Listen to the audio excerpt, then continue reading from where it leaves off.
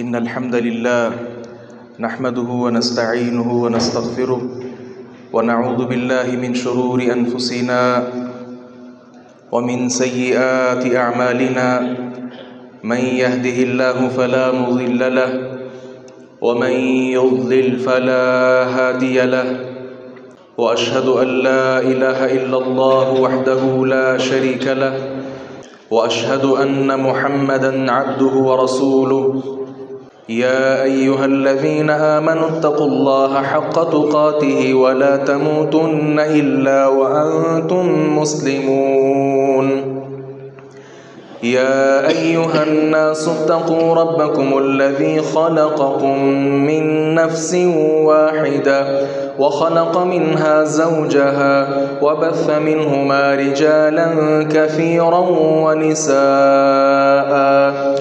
واتقوا الله الذي تساءلون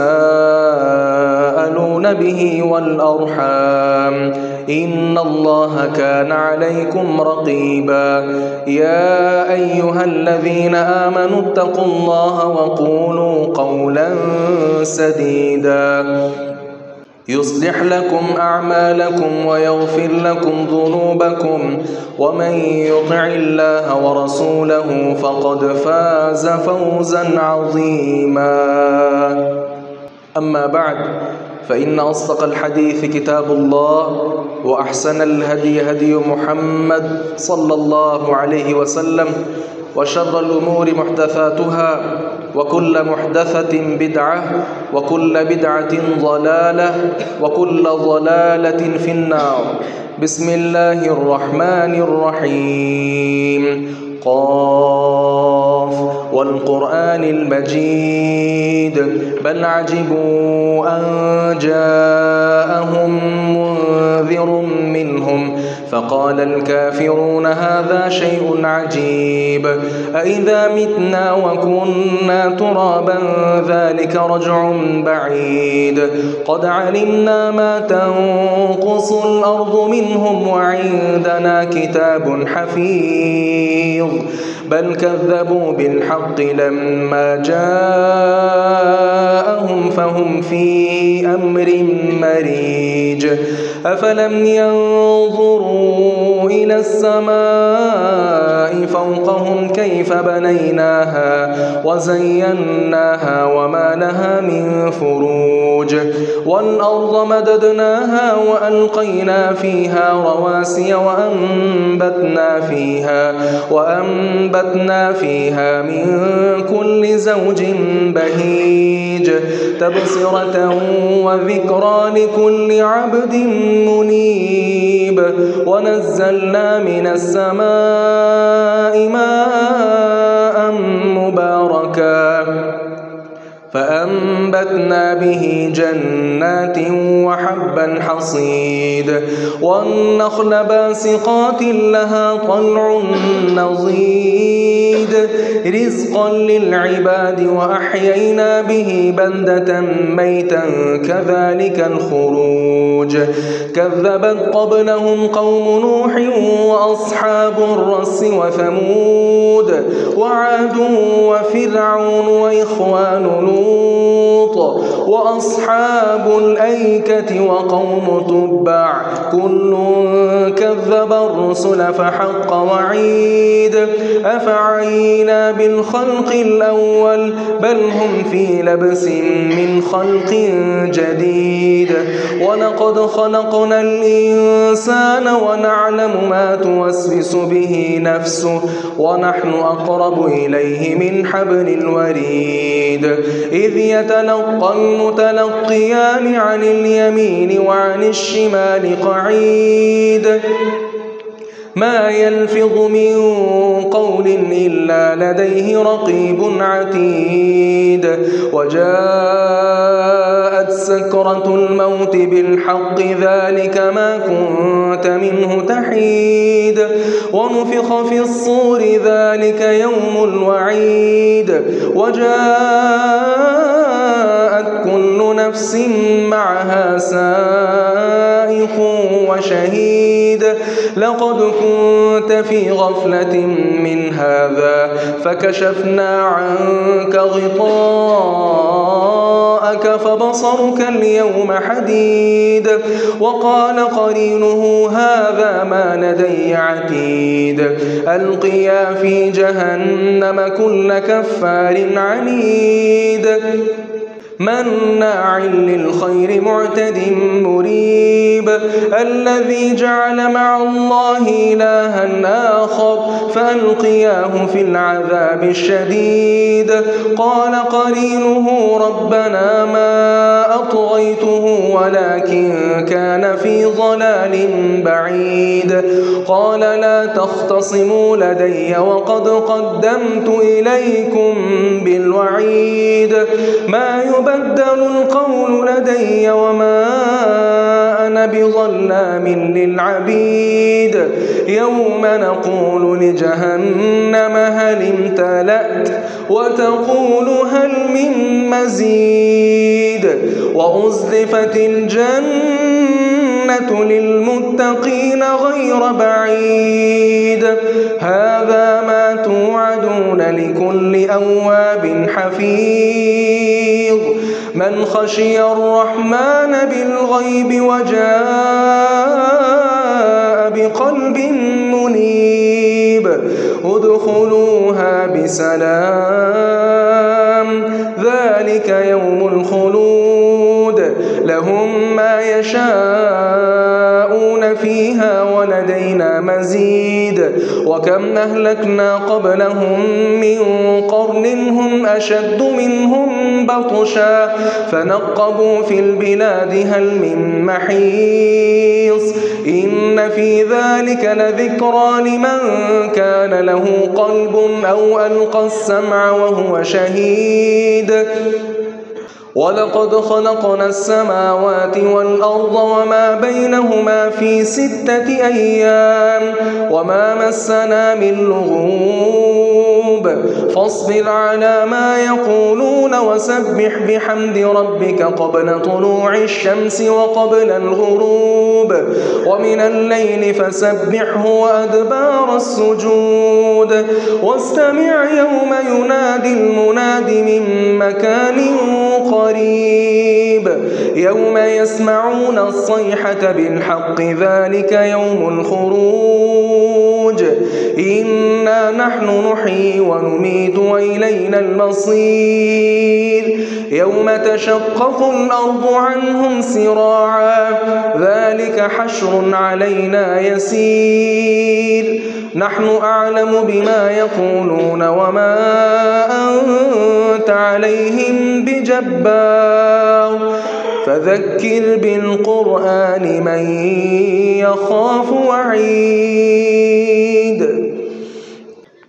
وقال سبحانه وتعالى في سورة الدهر ويطعمون الطعام على حبه مسكينا ويتيما وأسيرا إنما نطعمكم لوجه الله لا نريد منكم جزاء ولا شكورا إنا نخاف من ربنا يوما عبوسا قمطريرا فوقاهم الله شر ذلك اليوم ولقاهم نضرة وسرورا وجزاهم بما صبروا جنة وحريرا.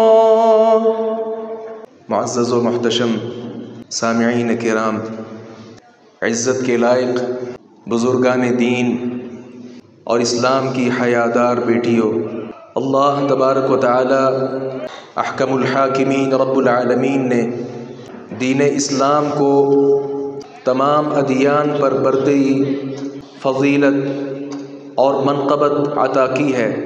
دین اسلام کا ہر پہلو ہی بڑا نمایاں، بڑا واضح، بڑا خوبصورت ہے، اور دین اسلام کے جس گوشے پر بھی انسان عمل کرے اس کے لیے دنیا اور آخرت میں بھلائیاں ہی بھلائیاں ہیں۔ آج کے خطبہ جمعہ میں اللہ تبارک و تعالیٰ کی توفیق کے ساتھ ہم اس بات کی طرف لوگوں کی توجہ مبذول کروانا چاہتے ہیں کہ انسانیت کا درس دین اسلام ہمیں سکھاتا ہے اور ہمیں یہ سبق پڑھنا چاہیے اور سیکھنا چاہیے اور اس پر عمل کرنا چاہیے۔ اور وہ کیا ہے؟ لوگوں کو کھانا کھلانا۔ یہ عظیم عمل ہے، بہت بڑا عمل ہے، جنت میں داخلے کا سبب ہے، جہنم سے آزادی کا سبب ہے۔ اور حتیٰ کہ وہ لوگ جو لوگوں کو کھانا نہیں کھلاتے، کھانے پر ابھارتے نہیں ہیں، ایسے لوگ، ان کی صفات جنتی لوگوں والی صفات نہیں ہیں، بلکہ کھانا نہ کھلانا، مہمان کی توقیر نہ کرنا، مساکین کے کھانے پر لوگوں کو ترغیب نہ دینا، یہ اہل جہنم کا شیوہ ہے۔ رسول اللہ صلی اللہ علیہ وسلم، سنن ابن ماجہ کی روایت ہے، ارشاد فرماتے ہیں: افشوا السلام واطعموا الطعام وکونوا اخوانا کما امرکم اللہ عز وجل۔ سلام کو عام کر دو، کھانا کھلایا کرو اور آپس میں بھائی بھائی بن جاؤ، جیسا کہ اللہ تبارک و تعالی نے تمہیں حکم دیا ہے۔ جو شخص لوگوں کو کھانا کھلاتا ہے اس کے لیے بے شمار فوائد ہیں، ثمرات ہیں۔ رسول اللہ صلی اللہ علیہ وسلم نے فرمایا: خیارکم من اطعم الطعام، تم میں سے بہترین آدمی وہ ہے جو لوگوں کو کھانا کھلاتا ہے۔ اور اللہ تبارک و تعالیٰ کے ہاں پسندیدہ کون ہے؟ رسول اللہ صلی اللہ علیہ وسلم سے پوچھا گیا تھا: ای الناس احب الی اللہ وای الاعمال احب الی اللہ، لوگوں میں سے کون سے لوگ اللہ کو زیادہ پسندیدہ ہیں، اعمال میں سے کون سا عمل اللہ کو پسندیدہ ہے؟ آپ نے فرمایا تھا: احب الناس الی اللہ تعالی انفعهم للناس، اللہ رب العزت کو وہ لوگ پسند ہیں جو لوگوں کو فائدہ پہنچائیں۔ وَأَحَبُّ الْأَعْمَالِ إِلَى اللَّهِ تَعَالَى سُرُورٌ تُدْخِلُهُ عَلَى مُسْلِمٍ، اور اللہ رب العزت کو جو سب سے زیادہ پسند عمل ہے وہ کیا ہے؟ آپ اپنے بھائی پر خوشی ڈالیں، اپنے بھائی کو خوش کر دیں، یہ آپ کے لیے بہترین عمل ہے۔ اسی طرح یا اس سے تکلیف کو دور کر دیں، او تقضی عنہ دینا، یا اس کا قرض ادا کر دیں، او تطرد عنہ جوعا، یا اگر وہ بھوکا ہو تو اس کی بھوک مٹا دیں، اس کو کھانا کھلا دیں۔ اللہ تبارک و تعالیٰ کے ہاں سب سے پسندیدہ عمل یہ ہے۔ عبداللہ ابن عمر رضی اللہ عنہما فرماتے ہیں، ایک آدمی رسول اللہ صلی اللہ علیہ وسلم کے پاس آیا، سوال کیا: ای الاسلام خیر، کون سا اسلام سب سے زیادہ بہتر ہے؟ آپ نے کہا تھا: تطعم الطعام وتقرأ السلام على من عرفت ومن لم تعرف، لوگوں کو کھانا کھلاؤ اور لوگوں کے ساتھ جب ملاقات کرو تو سلام کیا کرو، جسے جانتے ہو اسے بھی سلام کرو، جس کے ساتھ جان پہچان نہیں ہے اس کے ساتھ بھی سلام کرو۔ اور یاد رکھیے یہ کھانا کھلانا عظیم عمل ہے، حتیٰ کہ رسول اللہ صلی اللہ علیہ وسلم نے ارشاد فرمایا: ثلاث من جمعہن فقد جمع الایمان، تین چیزیں جس انسان میں جمع ہو جائیں اس شخص میں ایمان جمع ہو جاتا ہے۔ الانصاف من نفسک، اپنی طرف سے انصاف کرنا، وبذل السلام للعالم، اور دنیا جہان کو سلامتی پہنچانا، سلام کرنا، والانفاق من الاقتار، اور تنگی کے وقت خرچ کرنا۔ یہ تین چیزیں اگر کوئی اپنے اندر جمع کر لیتا ہے ایسے شخص کے اندر ایمان داخل ہو جاتا ہے۔ اور یاد رکھیے جنت کے اندر بہت سے درجات ہیں، ایک درجہ زمین سے لے کر آسمان تک ہے۔ ہم چاہتے ہیں جنت میں بلند سے بلند درجات حاصل کر لیں، اس کے لیے لازم ہے ہمیں ایک دوسرے کو کھانا کھلانا ہوگا۔ رسول اللہ صلی اللہ علیہ وسلم نے فرمایا: وَأَمَّا الدَّرَجَاتُ فَإِطْعَامُ الطَّعَامِ وَطِيبُ الْكَلَامِ وَالسُّجُودُ بِاللَّيْلِ وَالنَّاسُ نِيَامٌ، بلندی درجات، جنت میں اونچے اونچے مرتبوں پر فائز ہونا، یہ تین باتوں کا متقاضی ہے۔ سب سے پہلی بات کیا ہے؟ لوگوں کو کھانا کھلانا، اور دوسرے نمبر پر لوگوں کے ساتھ اچھی گفتگو کرنا، عمدہ کلام کرنا، اور تیسرے نمبر پر جب سارا جہان سویا ہو، رات کے وقت خواب خرگوش ہو، آپ اس وقت بیدار ہو کر نماز پڑھیں، اپنے رب کو منائیں۔ یہ تین کام ایسے ہیں جن کے ساتھ اللہ رب العزت جنت میں انسان کے درجات بلند کرتا ہے۔ معاذ بن جبل رضی اللہ عنہ کو نبی اکرم صلی اللہ علیہ وسلم یمن کی طرف بھیج رہے تھے۔ معاذ کہنے لگے اللہ کے رسول کوئی نصیحتیں فرما دیجئے۔ آپ نے فرمایا افشی السلام وابذل الطعام، سلام کو عام کرو، سلام کہا کرو ایک دوسرے کو اور کھانا کھلایا کرو۔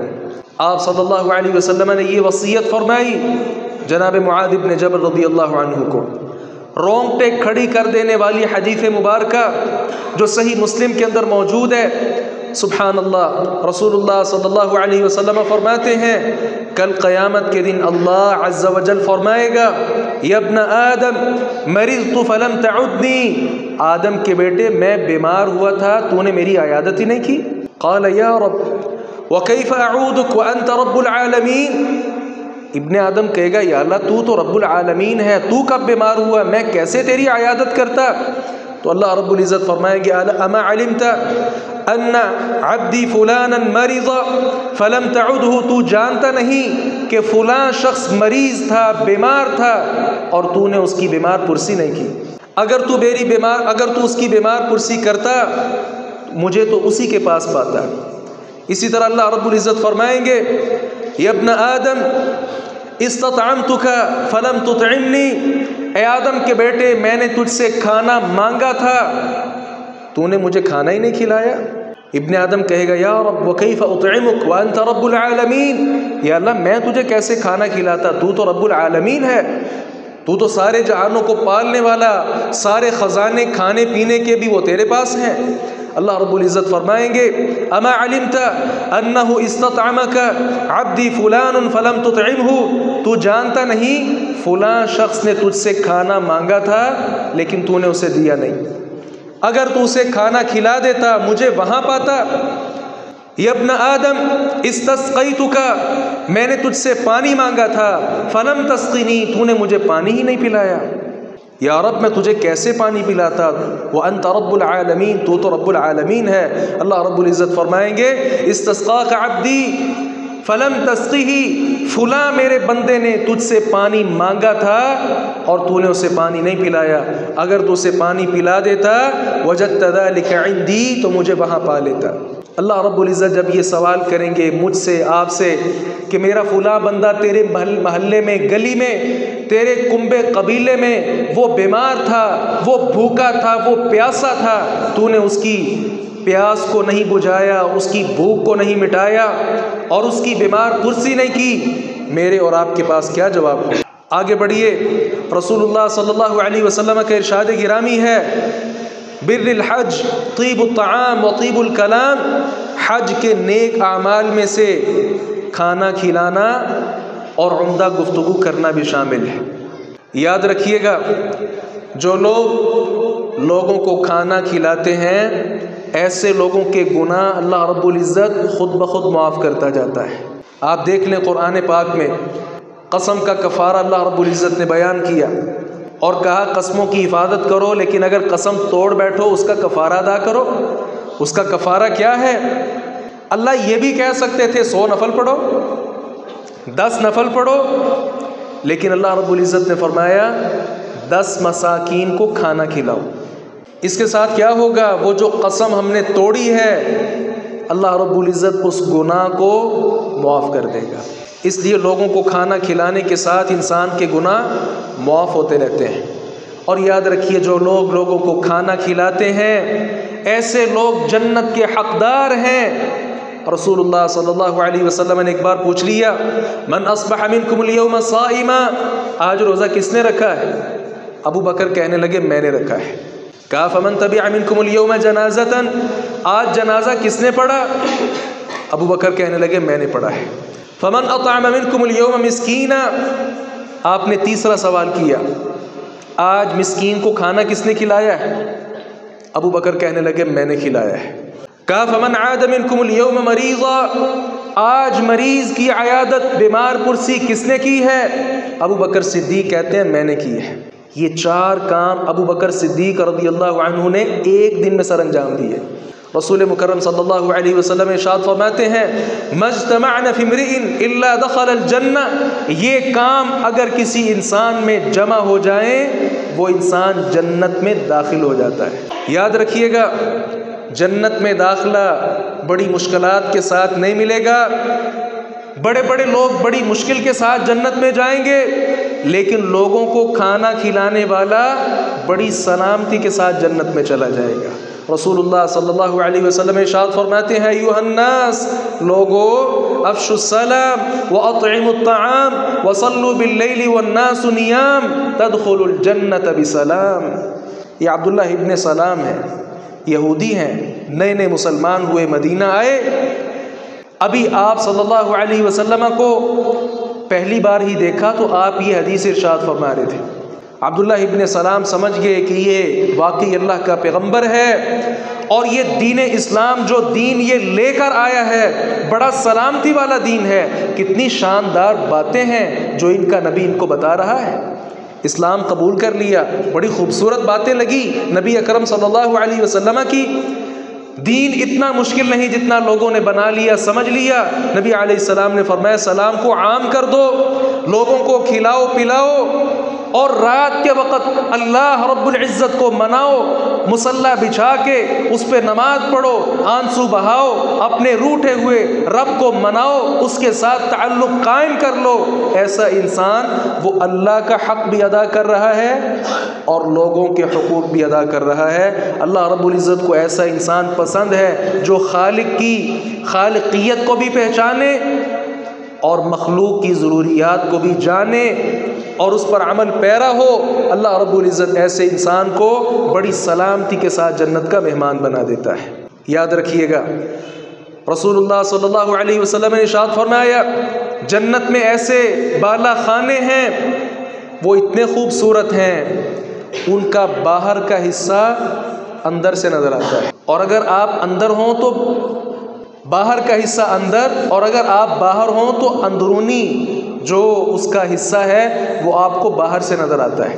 اتنے صاف شفاف اور حسین محلات اور باغات، اور اللہ رب العزت نے یہ بالا خانے تعمیر کیے ہیں۔ ایک اعرابی جب اس نے یہ تذکرہ سنا فوراً کھڑا ہو گیا، کہنے لگا لمن ہی یا رسول اللہ، اے اللہ کے رسول یہ کنہیں ملیں گے، ان کا والی اور حقدار کون ہوگا؟ آپ نے فرمایا لمن اطاب الکلام، جس کی گفتگو اچھی ہو، لوگوں کے ساتھ اچھے انداز سے پیش آئے، وَأَطْعَمَ الطَّعَامَ، اور کھانا کھلائے، وَأَدَامَ الصِّيَامَ، اور روزے رکھے، وَصَلَّى لِلَّهِ بِاللَّيْلِ وَالنَّاسُ نِيَامٌ، اور اللہ کے لیے رات کو نماز پڑھے جب لوگ سو رہے ہوں۔ یہ بالا خانے جو اتنے صاف شفاف ہیں، اتنے خوبصورت ہیں، اللہ رب العزت یہ ان لوگوں کو نصیب فرمائے گا۔ اور یاد رکھیے گا، لوگوں کو کھانا کھلانا یہ جنت میں داخلے کا سبب ہے۔ اللہ رب العزت نے سورۃ الدہر میں فرمایا، اہل ایمان کون سے ہیں؟ لوگوں کو کھانا کھلاتے ہیں، محبت کے باوجود کھانا انسان کو محبوب ہے، لذیذ ہے۔ ظاہر سی بات ہے، سارا دن وہ کماتا کس لیے؟ اچھا کھانا کھا سکے، کھانا اس کی محبوب غذا ہے، اس کا بہترین مال ہے، لیکن وہ یہ نہیں دیکھتا کہ کھانا میں نے حاصل کیا، میں نے کمایا، میری محنت، میری دوڑ دھوپ، میرا خون پسینہ تھا، نہیں، بلکہ وہ کھانا جب حاصل کر لیا خود بھی کھاتا ہے اور لوگوں کو بھی کھلاتا ہے۔ اور اسی طرح مساکین کو، یتیموں کو، قیدیوں کو کھانا کھلا کر پھر اپنی چھاتی کو چوڑا نہیں کرتا، میں کھلاتا ہوں تمہیں، نہیں، بلکہ اہل ایمان کون ہیں؟ ساتھ کہتے ہیں انما نطعمکم لوجہ اللہ، ہم نے تو اللہ سے ملاقات کے لیے، اللہ کے مبارک چہرے کی زیارت کے لیے تمہیں کھانا کھلایا ہے، اللہ راضی ہو جائے، اللہ اپنی ملاقات کا شرف عنایت فرما دے، ہم تو اس لیے کھانا کھلاتے ہیں۔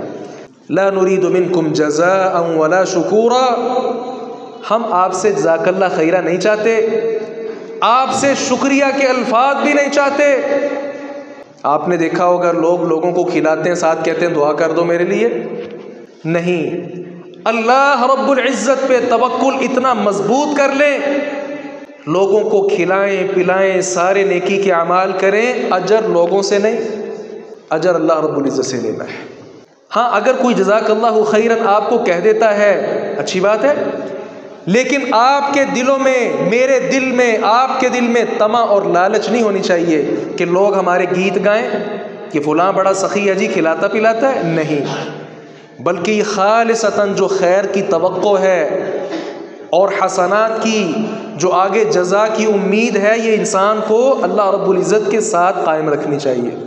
یاد رکھیے گا، کتنے ہی لوگ ہمارے معاشرے میں ایسے ہیں جنہیں اللہ رب العزت نے بہت نوازا ہے اور وہ لوگوں کو کھلاتے بھی ہیں، لیکن ان کے پیچھے ان کا مقصد، ان کی نیت، اس میں اخلاص نہیں ہوتا، اللہ کی رضا مقصود نہیں ہوتی، اللہ رب العزت سے کچھ پانے کی توقع اور طمع نہیں ہوتی۔ ایسے لوگ پھر اجر سے محروم ہو جاتے ہیں۔ کوئی بھی نیک کام کریں، اس کے پیچھے جزا کی، بہترین بدلے کی اللہ رب العزت سے امید ہونی چاہیے۔ کتنے ہی لوگ ایسے ہیں۔ ہشام ابن مغیرہ یہ وہ شخص تھا کہ جو اپنے اعزاء سے، رشتہ داروں سے بڑی صلہ رحمی کیا کرتا تھا، لیکن اللہ رب العزت کے ہاں اسے کوئی اس کا مقام اور اس کا بہترین بدلہ نہیں مل سکا۔ وجہ کیا تھی؟ اس نے اللہ رب العزت سے کبھی توقع ہی نہیں رکھی۔ اس کو آسان الفاظ میں یوں آپ کے سامنے بات کو رکھتا ہوں، آپ کسی کو کھانا کھلائیں اور ساتھ دل میں یہ طمع رکھیں کہ اللہ رب العزت اس سے بہتر کھانے مجھے جنت میں کھلائے گا۔ گویا اللہ رب العزت سے امید ہونی چاہیے، اللہ تعالیٰ سے توقع ہونی چاہیے، وہ توقع جو میں اور آپ لوگوں سے کر رہے ہوتے ہیں کہ میں نے آج اس کو کھانا کھلایا، یہ لوگوں کو جا کر بتائے کہ فلاں شخص بڑے وسیع دسترخوان والا ہے۔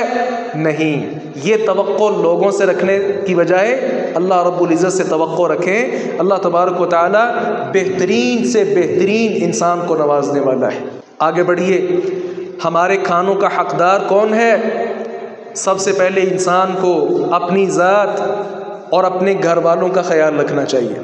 خود کھائیں، بہترین کھائیں۔ اللہ رب العزت کی جو نعمتیں ہیں یہ کھانے کے لیے ہیں، استعمال کرنے کے لیے۔ اگر ایک شخص کھاتا پیتا نہیں ہے، جتنے موسمی پھل آتے ہیں، کتنے پھل ایسے ہیں، اگر کوئی خریدتا بھی نہیں ہے، مجھے بتائیں اس نے پھلوں کی مٹھاس کو، ان کے بہترین ذائقوں کو جب محسوس ہی نہیں کیا، وہ اللہ رب العزت کا شکریہ ادا کیسے کرے گا؟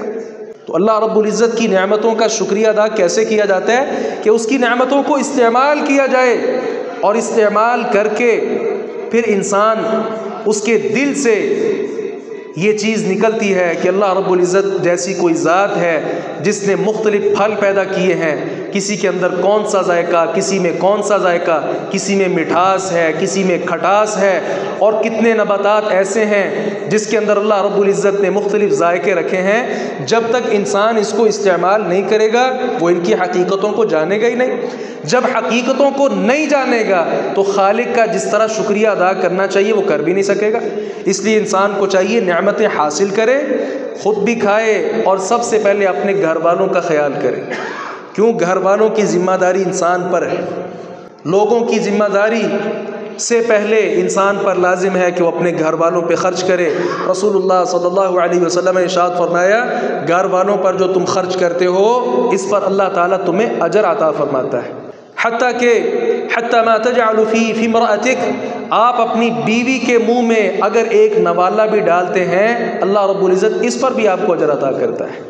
تو یہ اجر کی امید انسان کے دل میں ہونی چاہیے کہ میں اتنی محنت سے جو سارا دن کماتا ہوں اور لا کر اپنے بچوں کو، بیوی کو، ماں باپ کو کھلاتا ہوں، تو یہ ایسے ہی نہیں ہے کہ ایک زندگی کی سزا ہے کہ میں پیدا ہوا مرد ہوں تو مرد کی یہ سزا ہے کہ وہ ساری زندگی کمائے، لوگوں کو کھلائے، نہیں، بلکہ انسان کو اس پر اطمینان اور اللہ رب العزت سے خیر کی، اجر کی توقع ہونی چاہیے کہ آج میں خون پسینہ ایک کر کے اپنے گھر والوں کو کھلا پلا رہا ہوں تو اللہ تعالیٰ اس پر مجھے اجر عطا کرے گا۔ اور یاد رکھیے رسول اللہ صلی اللہ علیہ وسلم نے فرمایا اپنے پڑوسیوں کا بھی خیال رکھیں۔ آپ نے فرمایا، یا ابا ذر اذا طبخت مرقا فاکثر ماءها وتعاهد جیرانک، ابو ذر جب آپ کھانا بنائیں، سالن پکائیں، شوربہ زیادہ کر لیا کریں، پانی زیادہ ڈال لیا کریں، اور اپنے پڑوسی کا بھی خیال رکھا کریں۔ تو اگر گھر میں کھانا ہے اس کھانے کو وافر کر لیا جائے، اس میں پانی زیادہ ڈال لیا جائے تاکہ پڑوسی جو ہیں وہ بھی اس سے مستفید ہو جائیں۔ اپنے بعد انسان کو پڑوسیوں کا بھی خیال رکھنا چاہیے۔ اسی طرح مہمان نوازی یہ انبیاء کرام علیہ السلام کا طریقہ ہے۔ محسوس نہ کیجئے گا ہمارے ہاں بہت کمی پائی جاتی ہے مہمان نوازی میں۔ ہماری اور خصوصاً ہماری گھر والیوں کی یہ تمنا ہوتی ہے کہ مہمان آئے، جو بات اس نے کرنی ہے جلدی سے چلا ہی جائے، کچھ بنا کر دینا ہی نہ پڑ جائے۔ انبیاء کا یہ طریقہ نہیں تھا۔ انبیاء کرام علیہ السلام کا طریقہ کیا تھا؟ سورۃ الذاریات پڑھ لیں۔ ابراہیم علیہ السلام کے پاس مہمان آئے تھے، انہوں نے یہ نہیں پوچھا تھا کہاں سے آئے، کھانا کھا کے آئے یا کیا کھانا پسند کریں گے، کوئی بھی سوال نہیں کیا۔ دیکھا مہمان آئے ہیں، فوراً گھر گئے، ایک بچڑا پکڑا، اس کو ذبح کیا۔ آپ اندازہ کر سکتے ہیں اس پر کتنا ٹائم لگتا ہوگا۔ بچڑا ذبح کیا، ظاہر ہے اس کی کھال اتاری ہوگی، اس کا گوشت بنایا ہوگا، پھر اس گوشت کو پکایا گیا ہوگا، کتنا وقت لگا ہوگا اس پر۔ اور ہمارے ہاں تو اکثر گھر کے اندر فریج میں بے شمار ایسے کھانے ہوتے ہیں جو پڑے ہوتے ہیں، بالکل تیار ہوتے ہیں، ہم 5 منٹ میں اپنے مہمان کو کھانا پیش کر سکتے ہیں۔ اس کے باوجود میں اور آپ سستی کر رہے ہیں۔ ابراہیم علیہ السلام نے اس بچڑے کو بھونا اور روسٹ کر کے لے آئے، مہمانوں کے سامنے پیش کر دیا۔ بعد میں پتہ چلا ان کے بتانے پر یہ تو انسان ہی نہیں، یہ تو نوری مخلوق ہے، ملائکہ آئے ہیں، یہ تو کھانا کھاتے ہی نہیں۔ اللہ اکبر کبیرہ۔ نبی اکرم صلی اللہ علیہ وسلم کا، صحابہ کرام کا بھی طرز عمل یہی تھا۔ یہ آج فیشنی معاملے بن چکے ہیں، میں اور آپ تکلفات میں پڑ گئے ہیں۔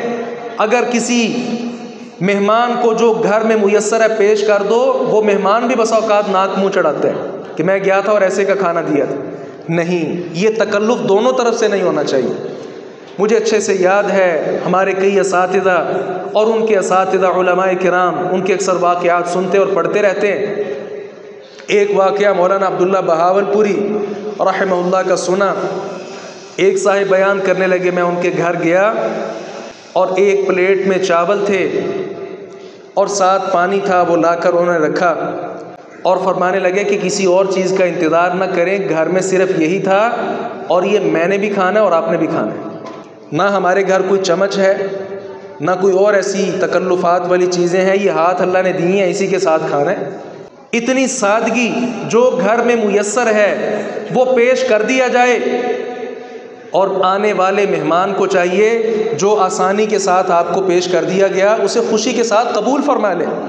رسول اللہ صلی اللہ علیہ وسلم نے فرمایا، بکری کے وہ جلا ہوا کھر وہ بھی اگر کسی کو پیش کر دیا جائے سالن کے طور پر، اسے قبول کیا کرے۔ ایک ہے بکری کے پائے، بعض لوگ پائے پسند نہیں ہیں ان کو، اور پائے میں ایک ہے کھر جس کی کوئی قدر و قیمت نہیں، اور وہ بھی جلا ہوا۔ آپ نے فرمایا وہ بھی اگر مل جائے اللہ کا شکر ادا کر کے قبول کر لیں، ناک منہ نہیں چڑھائیں اس پر۔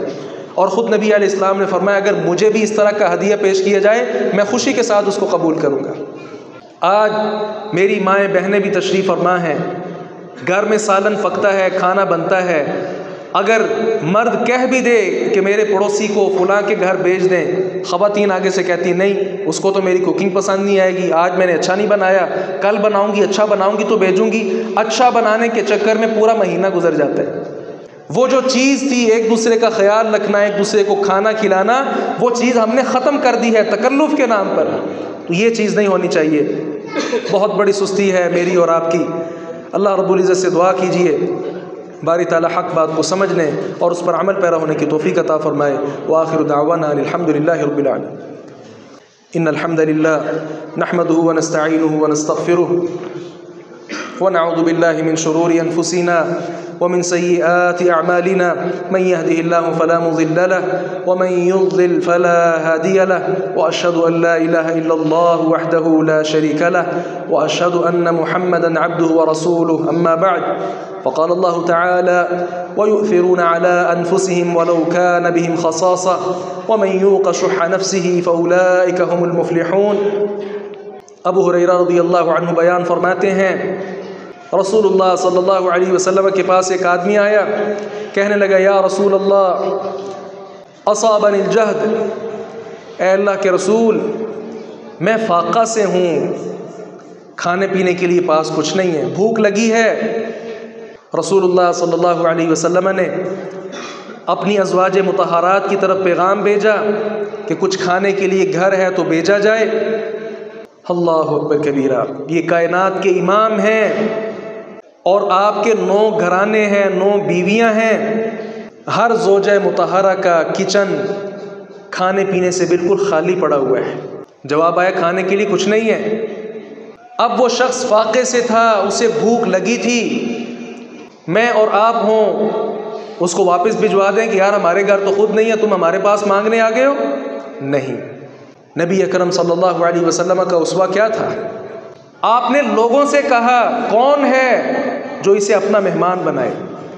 ابو طلحہ انصاری رضی اللہ عنہ کہنے لگے اے اللہ کے رسول اسے میرا مہمان بنا دیجئے، اور انہیں اپنے ساتھ گھر لے گئے۔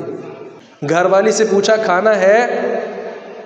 کہا صرف بچوں کے لیے پڑا ہوا ہے۔ کہا ہمارے بچے بھوکے سو سکتے ہیں، پیغمبر کے مہمان کو بھوکا نہیں سلانا۔ بچوں کو سلا دیا جائے، بچے روتے ہیں، کھانے سے بلکتے ہیں، کھلونوں کے ساتھ مگن کر کے ان کو سلا دینا۔ بچوں کو سلا دیا گیا، اور بیوی سے کہا کھانا رکھنا۔ اور جب اللہ کے رسول صلی اللہ علیہ وسلم کا مہمان کھانے کی طرف ہاتھ بڑھائے، کھانا کھانے لگے، تو تم چراغ کی طرف اٹھنا اور اسے صحیح کرنے کے بہانے اسے بجھا دینا۔ خاتون وہ بھی اللہ والی تھی۔ اگر ابو طلحہ صحابی رسول تھے تو وہ بھی صحابیہ کے منصب پر فائز تھی۔ وہ جانتی تھی یہ دنیا کی رنگینیاں ہیں، دنیا کا ساز و سامان ہے، ایک وقت آئے گا ختم ہو جائے گا۔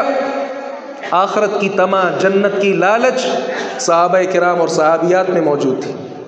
اس نے ایسا ہی کیا تاکہ مہمان کو پتہ چلے کہ میرے ساتھ گھر والے بھی کھانے میں شریک ہیں، اور روشنی نہ ہونے کی وجہ سے اسے معلوم ہی نہ ہو پائے کہ گھر والے تو کھانا کھا ہی نہیں رہے، کیونکہ وہ کھانا تھا ہی ایک بندے کا۔ اللہ کے رسول علیہ الصلاۃ والسلام کا مہمان اس نے سیر ہو کر کھا لیا۔ رات اسی طرح بسر ہو رہی ہے، گزر بسر گئی۔ اللہ تبارک و تعالیٰ یہ سارا منظر دیکھ رہا تھا۔ رات کی تاریکی مجھ پر، آپ پر مخفی ہو سکتی ہے، لیکن اللہ رب العزت کے سامنے تو ایک ایک چیز عیاں ہے۔ صبح کا وقت ہوا، اپنے مہمان کو ساتھ لے کر آئے۔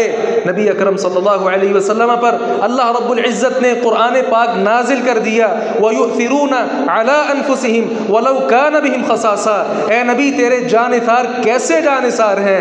یہ تو وہ لوگ ہیں خود کھانے کی بہت تڑپ بھی ہو، حاجت بھی ہو، ضرورت بھی ہو، یہ اپنے بھائی کو اپنے اوپر ترجیح دیا کرتے ہیں۔ اللہ رب العزت نے ان کے عمل کو قرآن بنا دیا۔ تو آج بھی ضرورت ہے اللہ تبارک و تعالیٰ کے دین کا کام کرنے والے، اللہ کے دین پر عمل پیرا ہونے والے نمازی حضرات، حلال و حرام کی تمیز کرنے والے پیغمبر علیہ السلام کے امتی آج میرے اور آپ کے پاس موجود ہیں۔ ان کے ساتھ احسان کریں، خود سے زیادہ لوگوں کو اپنے اوپر ترجیح دیں۔ یہ وہ دین ہے، دین اسلام، جس کا سبق ہے شاید اسلام کے علاوہ اس طرح کا سبق آپ کو کسی دین کے اندر نہیں ملے گا۔ اللہ رب العزت سے دعا ہے باری تعالیٰ حق بات کو سمجھنے اور اس پر عمل پیرا ہونے کی توفیق عطا فرمائے۔ یا اللہ جتنے اہل اسلام بیمار ہیں تمام بیماروں کو صحت کاملہ عاجلہ نصیب فرما۔ یا اللہ جو پریشان ہیں سب کی پریشانیاں دور فرما۔ یا اللہ جو مقروض ہیں ان کے قرض ادا فرما۔ یا اللہ جو محتاج ہیں، کنگال ہیں، فقیر ہیں، یا اللہ اپنی رحمت سے انہیں مالا مال فرما۔ یا اللہ اہل اسلام جہاں بھی پریشان ہیں ان سب کی پریشانیوں کو دور فرما۔ یا اللہ ملک پاکستان کی حفاظت فرما، بلاد حرمین کی حفاظت فرما۔ یا اللہ ہماری نوجوان نسل کی حفاظت فرما، ہم سب کی زندگیوں میں خیر اور برکت نصیب فرما۔ یا اللہ ہمیں زندہ رکھ اسلام پر، موت دے شہادت والی، اور ایک دوسرے کا خیال رکھنا، لوگوں کو کھانا کھلانا، بھوکوں کو کھانا کھلانا، یتیم مسکین فقراء ان کا خیال رکھنا۔ یا اللہ یہ ساری تڑپ ہم سب کے دلوں میں پیدا فرما دے۔ اللہ تعالیٰ ہمیں زندہ رکھے اسلام پر، موت دے شہادت کی۔ ربنا ظلمنا انفسنا وان لم تغفر لنا وترحمنا لنكونن من الخاسرين ربنا آتنا في الدنيا حسنة وفي الآخرة حسنة وقنا عذاب النار سبحان ربك رب العزة عما يصفون وسلام على المرسلين والحمد لله رب العالمين۔ استقیموا اعتدلوا، قدم سے قدم، کندھوں سے کندھے ملا لیں۔ اللہ اکبر۔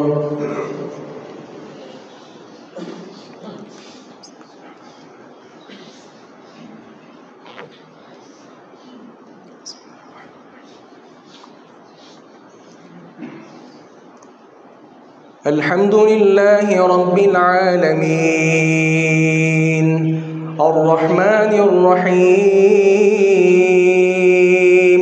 مالك يوم الدين إياك نعبد وإياك نستعين اهدنا الصراط المستقيم صراط الذين أنعمت عليهم غير المغضوب عليهم ولا الضالين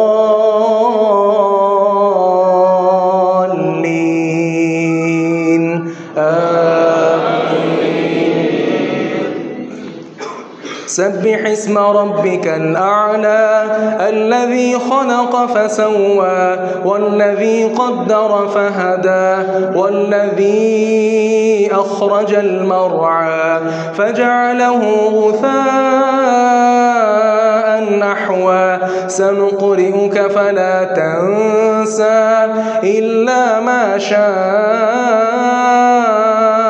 الله إنه يعلم الجهر وما يخفى ونيسرك لليسرى فذكر إن نفعت الذكرى سيذكر من يخشى ويتجنبها الأشقى الذي يصلى النار الكبرى ثم لا يموت فيها ولا يحيا قد أفلح من تزكى وذكر اسم ربه فصلى بل تؤثرون الحياة الدنيا والآخرة خير وأبقى إن هذا لفي الصحف الأولى صحف إبراهيم وموسى. الله أكبر.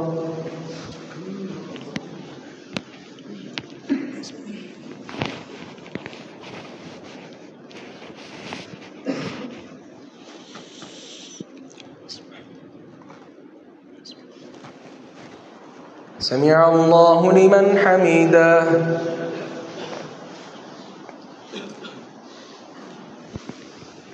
الله أكبر.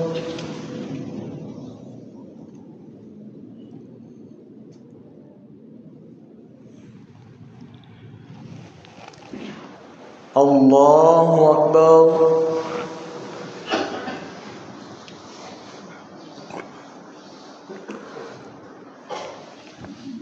الله أكبر.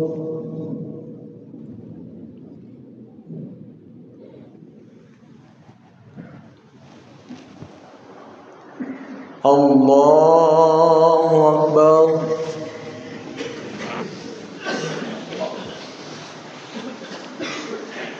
الحمد لله رب العالمين الرحمن الرحيم مالك يوم الدين إياك نعبد وإياك نستعين اهدنا الصراط المستقيم صراط الذين أنعمت عليهم غير المغضوب عليهم ولا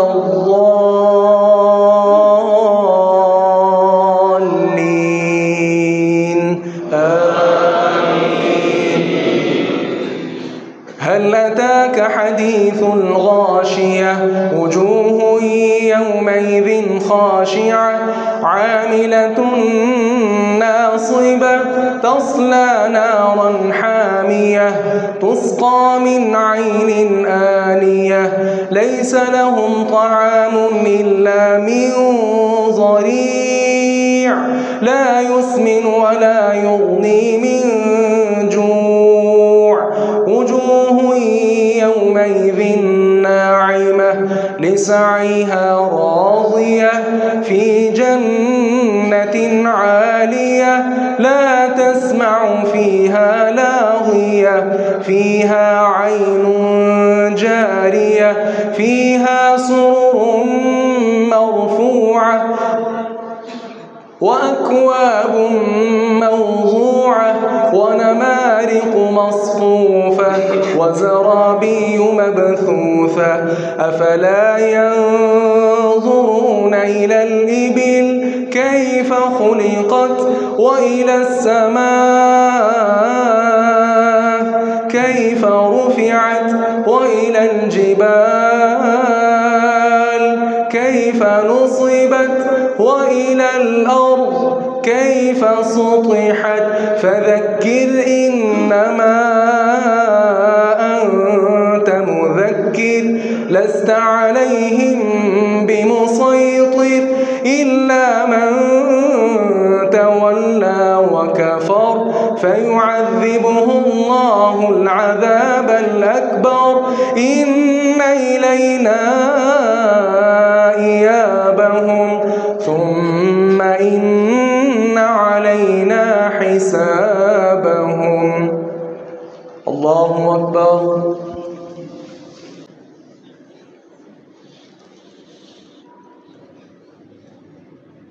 سمع الله لمن حمده. الله أكبر.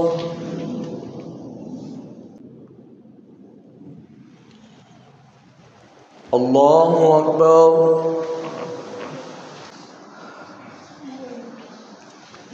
الله أكبر.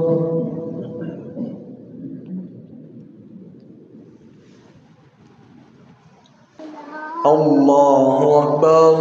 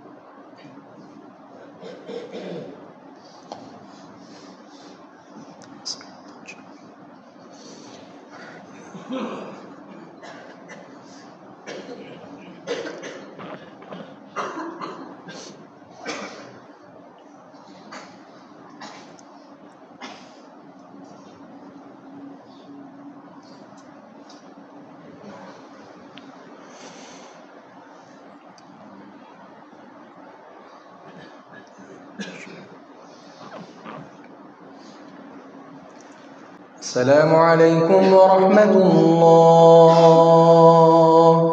السلام عليكم ورحمة الله. الله أكبر. استغفر الله استغفر الله. اللهم أنت السلام ومنك السلام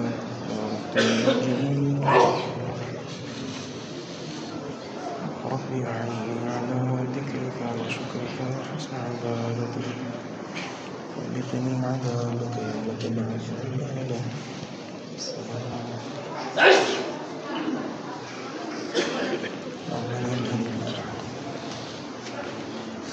ولا ينفع ذا الجد منك له النعمة وله الفضل.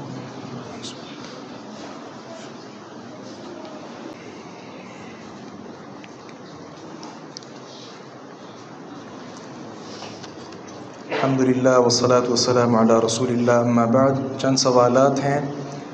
पहला सवाल है, दीनी उमूर पर उजरत लेना कैसा है? दीनी उमूर में कुरान पाक पढ़ाना, नमाज पढ़ाना, खुतबा निकाह देना, खुतबा जुमा पढ़ाना, दीन का कोई भी काम, दीनी उमूर में दीन के सारे काम शामिल हैं। तो क्या इन पर उजरत लेना जायज़ है? रसूलुल्लाह सल्लल्लाहु अलैहि वसल्लम का इरशाद गिरामी है, इन्ना हक़्क़ मा अख़ज़्तुम अलैहि अजरन किताबुल्लाह। बेहतरीन मज़दूरी वो है जो किताबुल्लाह पर आप हासिल करते हैं। ایک وہ آدمی ہے جو مزدور ہے، مستری ہے، وہ عمارت کھڑی کر رہا ہے، اس کو رات کے وقت، شام کے وقت پیسے مل جائیں گے، مزدوری مل جائے گی۔ لیکن ایک وہ شخص ہے کہ جو قرآن پڑھا رہا ہے، ایک ایک حرف پر کم از کم 10 نیکیاں بھی حاصل کر رہا ہے اور بعد میں وہ پیسے بھی حاصل کر لیتا ہے۔ تو ایسے انسان کی مزدوری ظاہر ہے کہ دوسرے کی بنسبت زیادہ بہتر ہے۔ البتہ اصل یہ کام تو گورنمنٹ کا ہے کہ وہ دینی کام کرنے والے جتنے لوگ ہیں ان کا وظیفہ مقرر کریں تاکہ لوگ فری میں ان سے ہر طرح کی تعلیم بھی حاصل کریں اور دیگر تمام معاملات بھی، جیسا کہ آپ صلی اللہ علیہ وسلم کے دور میں ہوتا رہا اور بعد میں خصوصاً عمر بن خطاب رضی اللہ عنہ کے دور میں بھی یہ کام جاری رہا۔ اگر کوئی عالم فری میں کام کر دیتے ہیں تو یہ بہت اچھی بات ہے، یہ ان کا احسان ہے امت پر، لیکن بہرحال اگر وہ پیسے طے بھی کریں کہ مجھے اتنے پیسے چاہیے تو یہ بالکل جائز ہے۔ دوسرا سوال یہ ہے، میرے ایک دوست کو جاب مل رہی ہے، وہ ایسی عمارت پہ، اس کے ریسیپشن پہ جاب کرنا چاہتا ہے جہاں زنا بھی ہوتا ہے، تو کیا یہ جائز ہے؟ اللہ رب العزت نے قرآن پاک میں ارشاد فرمایا ہے وَلَا تَعَاوَنُوا عَلَى الْإِثْمِ وَالْعُدْوَانِ، گناہ کے اور زیادتی کے کام میں ایک دوسرے کا تعاون نہ کرو۔ تو اگر انسان کو پتہ ہے کہ فلاں پلازا، فلاں بلڈنگ ایسی ہے کہ یہاں پہ زنا کا یہ اڈہ ہے اور دیگر فحاشی اور اوریانی اور اس طرح کے کام یہاں طغیانی والے ہوتے ہیں، تو پھر وہ گارڈ کے طور پر یا ریسیپشن میں یا کسی اور جگہ وہ کام نہ کرے، کوئی اور روزی تلاش کر لے، اللہ تعالیٰ اس کے لیے انشاءاللہ آسانی کرے گا۔ تیسرا سوال یہ ہے کہ ایک امام مسجد ہیں، وہ داڑھی بھی کاٹتے ہیں، جھوٹ بھی بولتے ہیں، ان کے پیچھے نماز پڑھنا کیسا ہے؟ دیکھیں، پہلی بات یہ ہے کہ امام جو ہے، عالم دین جو ہے یا کوئی بھی انسان، آخر وہ انسان ہے، اس سے گناہ ہوتے ہیں جیسے باقی لوگوں سے ہوتے ہیں، بلکہ یہ بات تو معروف ہے کہ بڑوں کی غلطیاں بھی بڑی ہوتی ہیں۔ تو صحابہ کرام رضوان اللہ علیہم اجمعین سے بہتر کوئی آدمی تو ہمارے اندر موجود نہیں ہے۔ اس دور میں زنا بھی ہوتا تھا، چوری بھی ہوتی تھی، تہمتیں بھی ایک دوسرے پر لگتی تھی، سارا کچھ ہوتا تھا۔ تو آج بھی اگر کوئی عالم، کوئی امام ایسے ہیں کہ جن کے اندر کوئی برائی، گناہ پایا جاتا ہے، تو ہمیں انسان ہونے کے ناطے یہ چیزیں برداشت کرنی ہے کہ آخر وہ انسان ہے اور ان سے یہ خطائیں ہو سکتی ہیں، ایک بات۔ دوسری بات یہ ہے کہ جس طرح ہم عام لوگوں کی اصلاح کرتے ہیں، تو اس کا یہ مطلب نہیں کہ جو عوام کے مصلح ہیں، لوگوں کی اصلاح کرنے والے، ان کی اصلاح نہیں کی جا سکتی، نہیں، بلکہ ہمیں ان کی بھی اصلاح کرنی چاہیے۔ اللہ رب العزت نے قرآن میں عمومی طور پر فرمایا وَذَكِّرْ فَإِنَّ الذِّكْرَىٰ تَنفَعُ الْمُؤْمِنِينَ، لوگوں کو نصیحت کریں، نصیحت فائدہ ہی دیتی ہے۔ تو اگر امام ہے، خطیب ہے، کوئی اور عالم ہے، آخر وہ انسان ہے، خطائیں اس سے ہونی ہے، ہمیں چاہیے کہ ہم ان کی بھی اصلاح کریں۔ تیسری بات اس ضمن میں یہ ہے کہ اصلاح کا طریقہ اچھا ہونا چاہیے۔ ایک ہے ہم اپنے چھوٹے بھائی کی اصلاح کرتے ہیں، طریقہ اور ہوتا ہے۔ ایک ہے ہم اپنے والد کی اصلاح کرتے ہیں، اپنی والدہ کی اصلاح کرتے ہیں، طریقہ مختلف ہوتا ہے۔ تو یہ علماء، یہ باپ کے مقام پر ہوتے ہیں لوگوں کے سامنے۔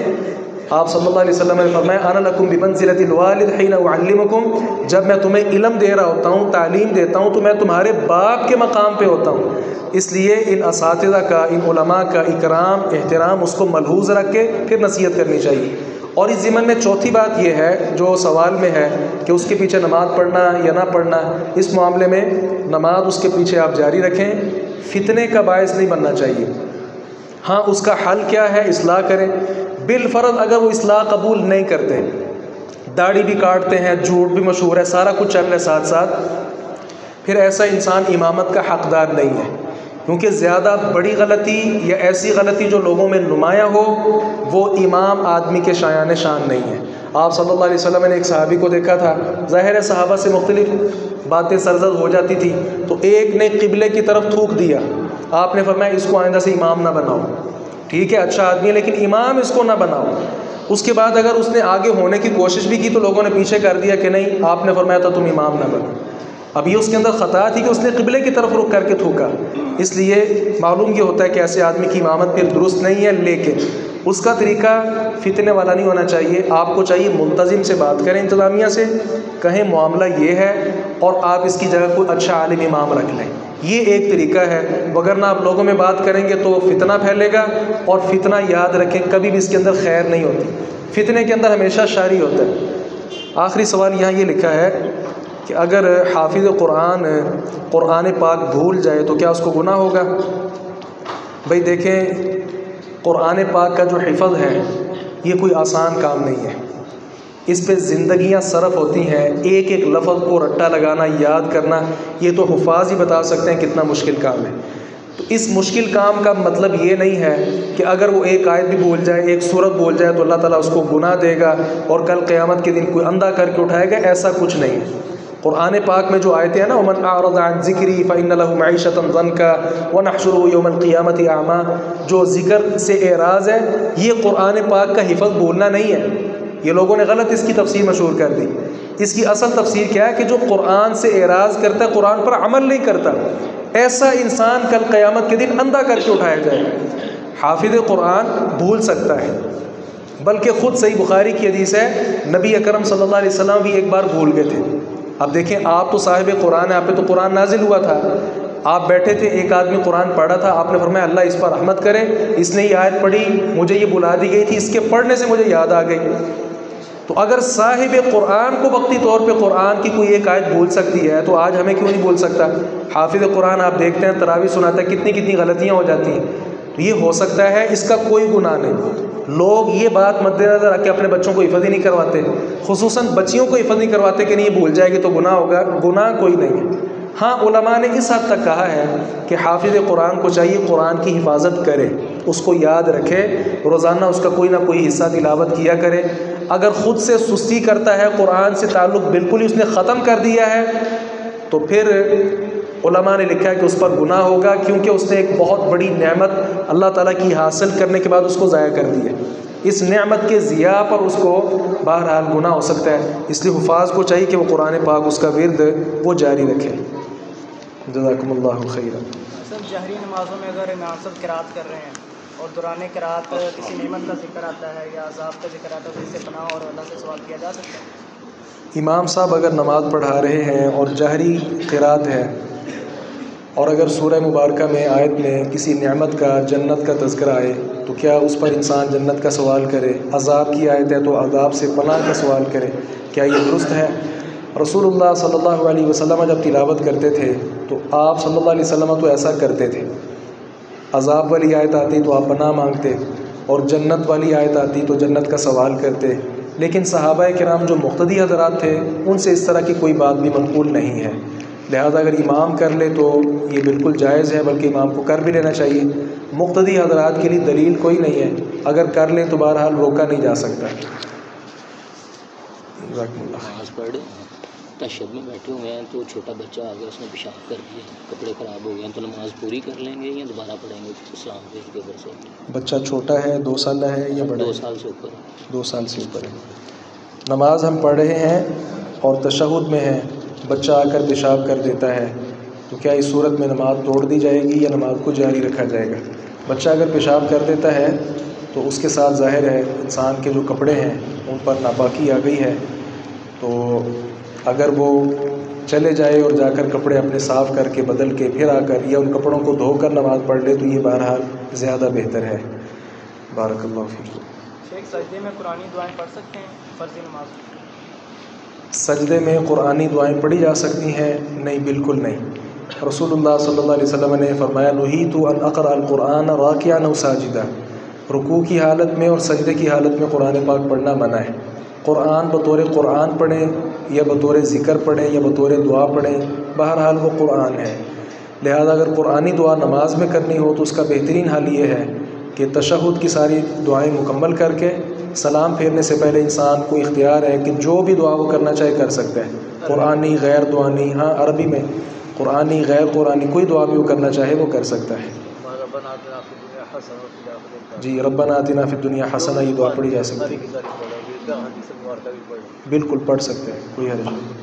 اور ایک اگر رکعت رہ جائے، کچھ لوگ اسلام کے دوسری دفعہ امام صاحب نے السلام علیکم ورحمۃ اللہ کہا، دوسرے پڑھنے کے پہلے سے کھڑے ہو جاتے ہیں۔ ہاں، اگر کسی کوئی رکعت رہ گئی ہے تو اس نے اٹھ کر ظاہر ہے وہ رکعت مکمل کرنی ہے، تو امام صاحب جب ایک سلام پھیرتے ہیں تو وہ آزاد تو ہو جاتا ہے، وہ اٹھ کر دوسری رکعت اپنی پڑھ سکتا ہے، لیکن بہتر ہے کہ امام صاحب کی دوسری سلام کا بھی انتظار کر لیا جائے۔